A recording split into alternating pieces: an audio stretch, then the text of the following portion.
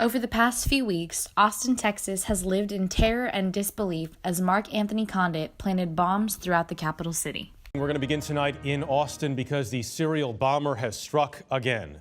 A fifth package bomb went off early this morning in a FedEx facility in Schertz, Texas, between Austin and San Antonio.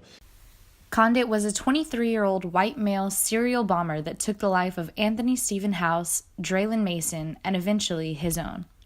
But even though the bomber attacked the city for weeks, his legacy through the media lives on as a normal kid from a good family, whereas the legacy of a minority is portrayed differently. Jeff, what can you tell us about the family and what they're going through now? Well, I can't honestly imagine what they're going through. They're a really nice, caring, they were great neighbors.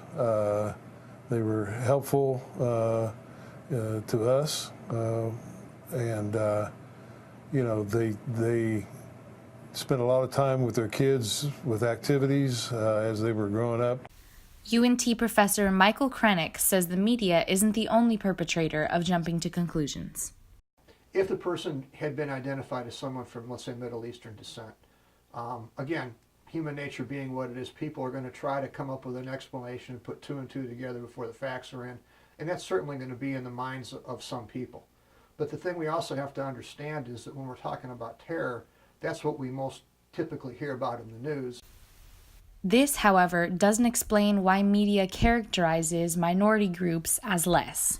Some very common patterns that we see in news media coverage are often African American males are stereotyped as criminals. Latinos often are stereotyped as immigrants. Women are often portrayed in relation to their relationship with a man or their status as a mother, rather than just on their own accomplishments. We saw this in the case of Alton Sterling. Sterling was murdered by police officers, but rather than showing him smiling, news sources like AOL opted to use his mugshot.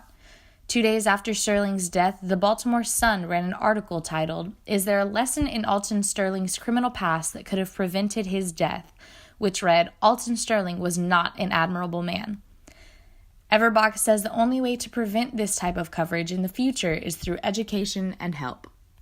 It's not fair to expect a 24-year-old beginning journalist to walk into a newsroom, on her own and say, our coverage is too biased. There are ways to point it out. There are ways, more subtle ways to do it, but you need somebody with experience to help guide you in how to do that.